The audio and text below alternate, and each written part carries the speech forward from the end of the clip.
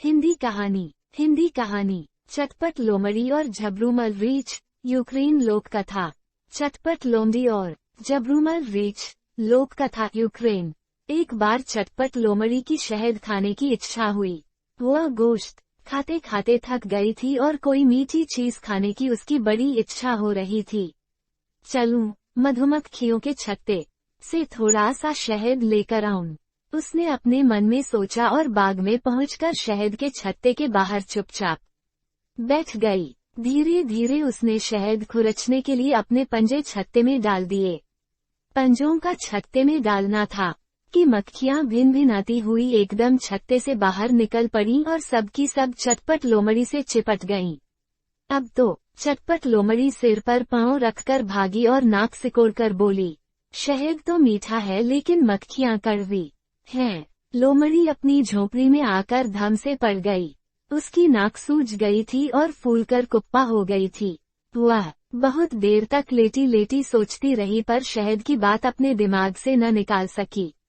चलूं, झबरूमल रीछ से मिलूं, उसने सोचा, और उनसे कहूं कि मैं तुम्हारे घर में रहना चाहती हूँ। सुना है झबरूमल शहद के बहुत शौकीन हैं। उनके घर मुझे जरूर शहद मिलेगा। लोमड़ी झबरूमल रीछ के पास पहुंची। राम राम झबरूमल जी, लोमड़ी ने कहा, कैसे हो? अरे चटपट, तुम बहुत दिनों में दिखाई दी, क्या कहीं बाहर गई हुई थी? झबरूमल ने पूछा। क्या बताऊं झबरूमल जी, जब से तुम्हारे भैया मरे हैं मेरा तो सब सुख चैन जाता रहा है। अकेला घर फाड़ खाने को आता है। चटपट ने उदास स्वर में कहा। अरे तो चटपट, मेरे घर चली आओ न। अकेले रहते रहते मैं भी ऊब गया हूँ। एक से दो भले, जिंदगी मजे से गुजरेगी। लोमड़ी तो यह चाहती ही थी। बोली, हाँ, सोचती तो मैं भी यही हूँ। और वे दोनों मिलकर गृहस्थी चलाने लगे। झबरूमल नित्य शिकार के लिए जाता और अपने और चटपट लोमड़ी के लिए काफी मात्रा में गोश्त लेकर लौटता। लेकिन चटपट लोमड़ी की शहद खाने की इच्छा अभी भी वैसे की वैसे ही बनी रही। एक दिन लोमड़ी ने रीछ से कहा, झबरूमल जी, किसी दिन मेरे लिए थोड़ा सा शहद तो लाओ, मुझे मीठी चीज खाने की बहुत इच्छा हो रही है।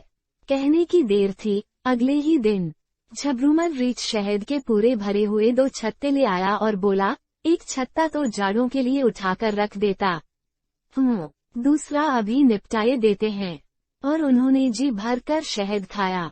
कुछ दिनों में पहले छत्ते का शहद खत्म हो गया। झबरूमल ने दूसरे छत्ते को ले जाकर छत पर छिपा दिया।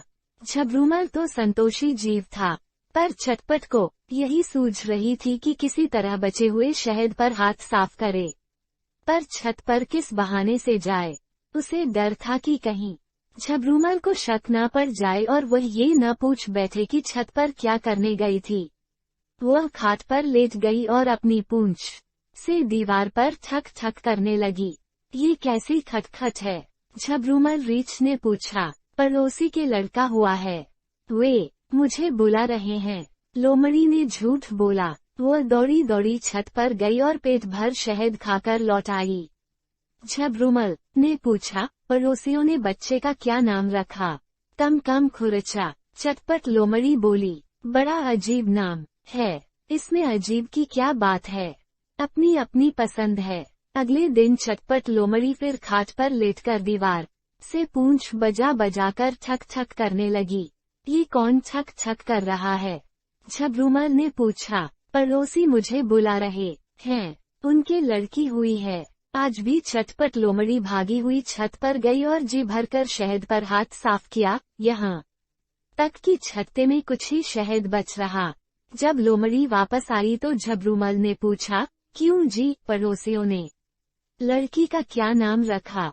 कम बचा। चटपट लोमड़ी ने उत्तर दिया, बड़ा अजीब नाम है। अजीब तो नहीं है, मैं तो समझती हूँ बड़ा अच्छा नाम है।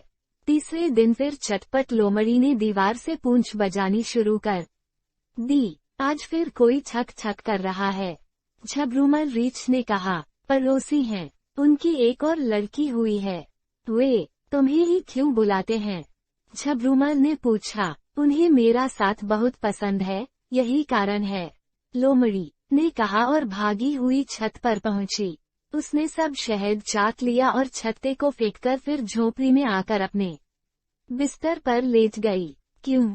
पड़ोसियों ने इस लड़की का क्या नाम रखा है? झब्रूमल रीछ ने कहा। सफाचट। चटपट लोमड़ी ने उत्तर दिया। सफाचट भी कोई नाम है? मैंने तो कभी नहीं सुना। तुम्हें क्या पता, ऐसा नाम भी जरूर होता होगा, नहीं तो उनका क्या सिर फिर रहा था जो लड़की का ये नाम रखा। थोड़ी देर बाद झब्रूमल रीछ को शहद खाने की इच्छा हुई। उसने छत पर जाकर देखा तो छत्ते का कहीं पता नहीं था। अरे, शहद कहाँ गया? क्यों रीछ चटपट, तू सारा शहद चट कर गई। झब्रूमल छत पर से ही चिल्लाया, ठहर, अब मैं तुझे चट करूंगा। और झब्रूमल रीछ चटपट लोमड़ी के पीछे भागा, लेकिन चटपट लोमड़ी दौड़कर झाड़ियों में जा छिपी और फिर कभी दिखाई नहीं दी।